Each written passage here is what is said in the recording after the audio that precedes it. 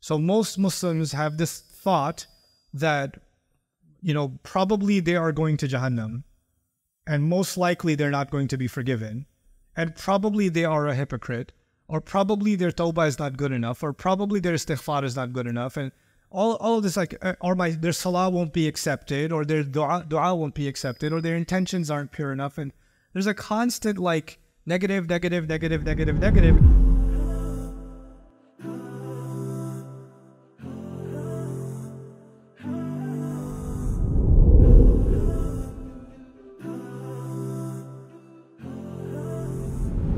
me, the way you look at the world affects how you feel.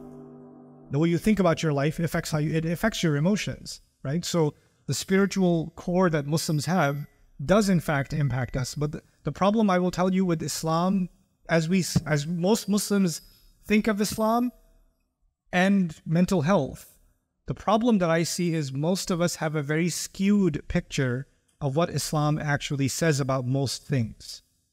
So we have a very guilt-based understanding of our religion. So most Muslims have this thought that, probably they are going to Jahannam, and most likely they're not going to be forgiven, and probably they are a hypocrite, or probably their tawbah is not good enough, or probably their istighfar is not good enough, and all of this, their salah won't be accepted, or their dua won't be accepted, or their intentions aren't pure enough, and there's a constant negative, and then when you have too much negativity, to every action there's equal but opposite reaction. Then you have an exhaustive positivity, overwhelming positivity. Don't worry about it, Allah will forgive everything.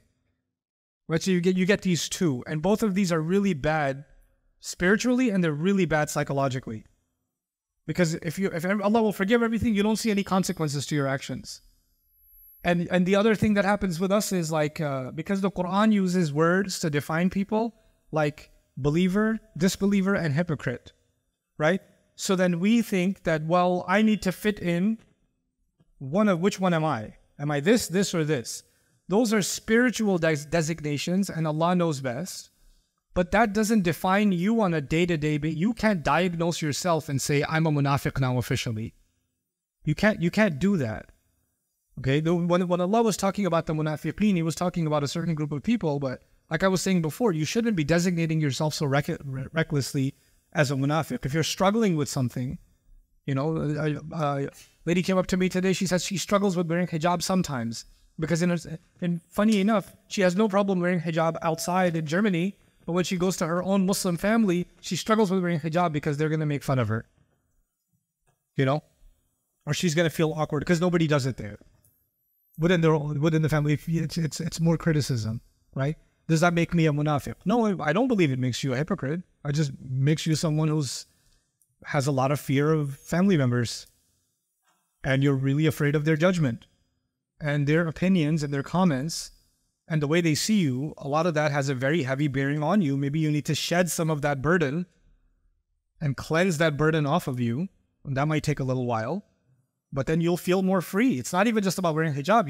You're living in a prison because other people are burdening you. And Allah does remove some of those burdens from us, doesn't it? But therapy without any spiritual component can also be really problematic. It can be, because, therapy says you just need to, your culture, there's a lot of, authority in your culture, and you have to be your own person. And then you go home and your mom says, hey, can you help with the dishes? No, actually, I have to be my own person. And you're trying to, come on. So some of this stuff that's being talked about in the name of mental health is also extreme, and it's against our values.